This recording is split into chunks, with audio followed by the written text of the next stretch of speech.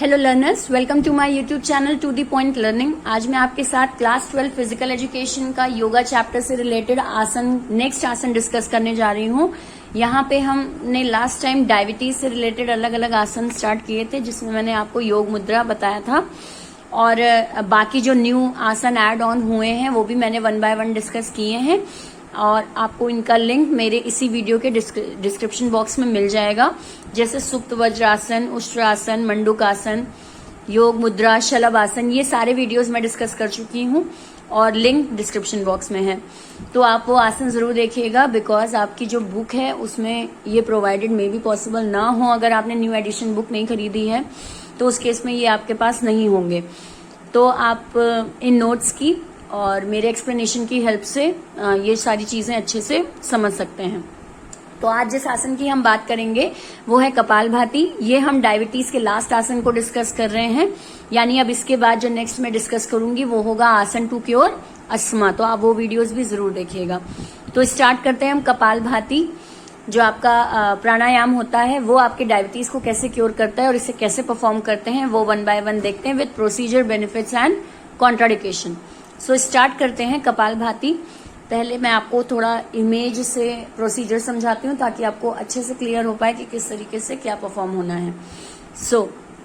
अगर हम कपालभाति की बात करें तो sit in any meditative posture, close your eyes and relax your body.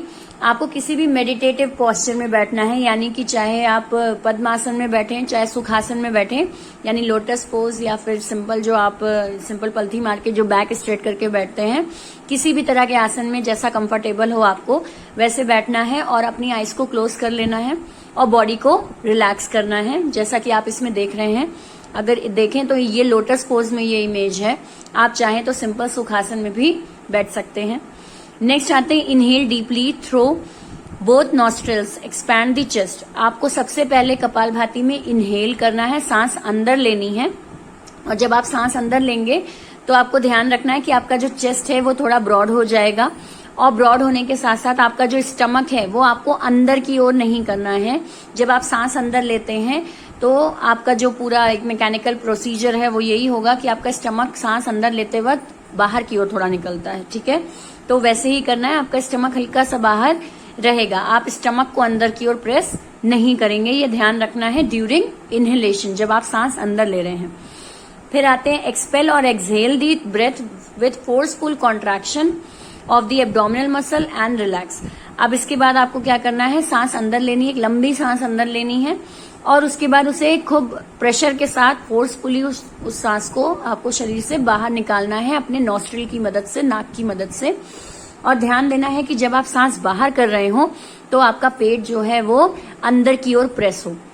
ये काम आपको फोर्सफुली करना है, इसीलिए हम इसे कपालभाति कहेंगे। नॉर्मल ब्रीदिंग की तरह इसको हम नहीं करते हैं। तेजी से सांस अंदर लेते हैं, उस केस में हमारा जो पेट होता है वो हल्का सा बाहर होता है और फिर जब हम सांस को बाहर छोड़ते हैं तो पेट हमारा अंदर की ओर दबता है। तो तब ये आपका कपालभाति प्रोसीजर परफॉर्म होता है और जो सांस की आवाज है वो भी आती है। आपको प्रेशर महसूस होता है जब आप सांस को अंदर और बाहर तेजी से लेते हैं। इसमें आपके सबसे ज्यादा अगर रोल कहें तो आपके पेट का रोल होता है कि जब हम सांस अंदर लेंगे तो पेट हल्का बाहर, जब सांस बाहर निकालेंगे तो पेट भी हमारा अंदर जाएगा, उस पेट पर फोर्स पड़ेगा। इसीलिए ये डाइजेस्टिव सिस्टम को भी इफेक्टिव रखता है क्योंकि इसमें स्टमक भी इफेक्टेड होता है। नॉर्मल ब्रीदिंग में आपका स्टमक कहीं अंदर बाहर नहीं होता, लेकिन कपालभाति में हम इतनी तेजी से सांस अंदर और बाहर लेते हैं कि हमारा पेट भी उस हिसाब से अंदर और बाहर मूवमेंट करता है। कुछ चीजें हमें इसमें ध्यान रखनी है, पॉइंट्स टू रिमेम्बर में, जैसे exhale is done from knows with pressure while stomach is vibrated in and out. जब हम एक्सहेल करेंगे नोज से, यानी कि हम नाक से जब सांस बाहर निकालेंगे तो हमें ध्यान देना है कि उसका प्रेशर जो है वो हमारे स्टमक पे पड़े, ठीक, और हमारा स्टमक अंदर और बाहर वाइब्रेट हो, ठीक। लगातार वो पेट अंदर और बाहर हमारा जाना चाहिए तेजी से जब हम एक्सहेल कर रहे हैं। इसके बाद do not strain and continue active exhalation and passive inhalation. हमें ध्यान देना है, हमें बहुत ज्यादा स्ट्रेन नहीं डालना है। फॉर एग्जाम्पल आपकी कपालभाति करने पर आपके पेट में दर्द हो रहा है या आपको कंफर्टेबल महसूस नहीं हो रहा है तो उस केस में स्ट्रेन देते हुए ये काम नहीं करना है कि बहुत ज्यादा पेट को अंदर कर लें। जैसे अगर हम कहें कि जो योगा करते हैं, योगा बिल्कुल अच्छे से कमांड होता है जिनका योगा पे, तो उनके में कपालभाति इस तरीके से होता है कि वो पेट को बहुत ही अंदर कर लेते हैं, बिल्कुल अंदर पेट उनका जाता है, और उस केस में वो उनकी प्रैक्टिस के ऊपर बेस होता है। लेकिन अगर आप बिजनर हैं या फिर आप नॉर्मल वे में योगा करते हैं तो उस केस में ध्यान रखना है कि आपको बहुत स्ट्रेन नहीं डाल देना है पेट पर कि जबरदस्ती बिल्कुल अंदर की ओर किए चले जा रहे हैं, तो ऐसा नहीं करना है। इसीलिए ध्यान देना है कि जब आप एक्सहेलेशन और इनहेलेशन कर रहे हैं तो उसमें इतना प्रेशर ना हो कि आपके पेट पर उसका नेगेटिव असर पड़े। जितना अंदर जा रहा है आपके 1-2 बार कोशिश करने पर बस उतना ही पेट को आप अंदर की ओर और बाहर की ओर प्रेशराइज करेंगे, उससे ज्यादा नहीं। तो ये आपके कुछ पॉइंट्स टू रिमेम्बर हैं। अब हम आते हैं कि इसके फायदे क्या होते हैं। अगर हम बेनिफिट्स की बात करें कपालभाति के, तो benefits and cure diabetes and obesity. आपके डायबिटीज और ओबेसिटी को दोनों को कंट्रोल करता है। डायबिटीज को क्योंकि आपके जो इस आसन को डेली बेस पे जब हम करते हैं तो हमारा एनर्जी बिल्डअप होता है, कैलोरी हमारी रिलीज होती है, उस केस में आपके इंसुलिन लेवल को कंट्रोल करता है, इसलिए डायबिटीज के लिए ये हेल्पफुल है। इसके अलावा ओबेसिटी को कम करता है क्योंकि इसका डायरेक्ट असर आपके पेट पर पड़ता है। आपके पेट का मूवमेंट होता है अंदर और बाहर, जब डेली बेस पर ये लॉन्ग टाइम के लिए होगा तो धीरे धीरे ये आपके मोटापे को भी कम करेगा, क्योंकि सबसे ज्यादा फैट अगर कहीं स्टोर होता है आपके तो स्टमक में होता है।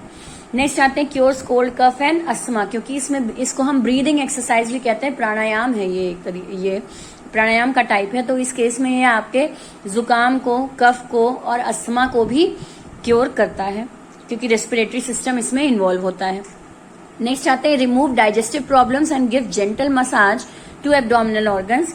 हमारे डाइजेस्टिव प्रॉब्लम्स को रिड्यूस करता है बिकॉज स्टमक का काफी मेजर रोल होता है इस आसन को परफॉर्म करने में। तो आपका डाइजेस्टिव सिस्टम स्ट्रांग हो जाता है इस आसन को इस प्राणायाम को डेली बेस पर परफॉर्म करने पर। साथ ही साथ एक जेंटल मसाज आपके एब्डोमिनल ऑर्गन्स का हो जाता है। एब्डोमिनल ऑर्गन्स यानी कि आपके पेट का और पेट के निचले हिस्से में एक प्रॉपर मसाज होता है, क्योंकि पेट उस हिसाब से मूवमेंट करता है, तो अंदर की जितने भी ऑर्गन्स हैं वो ऑटोमेटिकली अपना एक मसाज टाइप का क्रिएट कर लेते हैं इस आसन को परफॉर्म करते वक्त। नेक्स्ट आते हैं improve the glandular function. Glandular function आपका अच्छा होता है, जिससे आपका प्रॉपर खाना जो आप खा रहे हो वो पचता है और वो एनर्जी प्रोडक्शन उसका अच्छे से हो पाता है। तो ग्लैंडुलर फंक्शन भी आपका यहाँ पे इम्प्रूव होता है इस आसन को परफॉर्म करने से। इसके बाद हम बात करते हैं कि इसकी कॉन्ट्राडिकेशंस क्या है, यानी किस केस में आपको ये आसन नहीं करना चाहिए। तो person with abdomen surgery should avoid it. अगर पेट का ऑपरेशन हुआ है या फिर कोई भी एब्डोमेन इंजरी कभी रही है, उसकी सर्जरी वगैरह हुई है, तो उस केस में आपको ये आसन नहीं करना है, क्योंकि डायरेक्ट असर पेट पर पड़ता है। तो अगर ऑपरेशन या सर्जरी वगैरह हुई है तो उसका हार्मफुल इफेक्ट आपके पेट पर पड़ सकता है। नेक्स्ट आते हैं pregnant women should not do this. Pregnant women's को भी नहीं करना है, क्योंकि इस केस में आपका स्टमक मूवमेंट मेन रहता है, तो स्टमक मूवमेंट नहीं करना है आपको।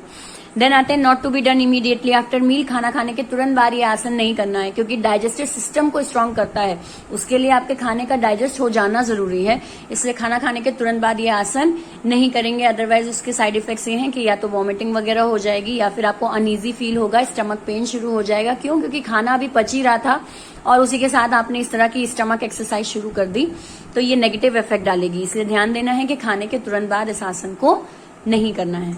सो दीज आर दी कॉन्ट्राडिकेशंस। बाकी इसके अलावा कॉन्ट्राडिकेशंस में आप ये भी लिख सकते हैं कि अगर आपके रेस्पिरेटरी सिस्टम में प्रॉब्लम है या आपका रेस्पिरेटरी ऑर्गन प्रॉपर वर्क नहीं कर रहा है या वो वीक है, तो उस केस में भी ये आसन नहीं करना है। बट वो इतना मेजर पॉइंट नहीं है आपका, अगर मेजर कॉन्ट्राडिकेशंस माने तो यही 3 हैं आपके। सो ये आपका हो गया कपालभाति से related benefits, contraindications and procedure. I hope आपको ये क्लियर हुआ हो। अगर कहीं कोई डाउट है तो कमेंट सेक्शन में जरूर लिखें, और इसके साथ ही साथ जो इससे रिलेटेड मैंने बाकी आसन जो डिस्कस किए हैं डायबिटीज से रिलेटेड और ओबेसिटी से रिलेटेड, उन्हें जरूर पढ़ लें, क्योंकि ये आसन आपके नए इंक्लूडेड हुए हैं और ये डेफिनेटली आपके एग्जाम में आएंगे। इसके अलावा आगे भी जितने भी नए टॉपिक इंक्लूड हुए हैं उसके वीडियोस मैं बना रही हूं और आपको प्रोवाइडेड हो जाएंगे। उसके लिए आपको मेरे चैनल को सब्सक्राइब करना जरूरी है और बेल आइकन पे क्लिक करिए, क्योंकि जैसे ही मैं वीडियो डालूं उसका नोटिफिकेशन आपके मोबाइल में फ्लैश तभी होगा जब आप बेल आइकन पे क्लिक करेंगे।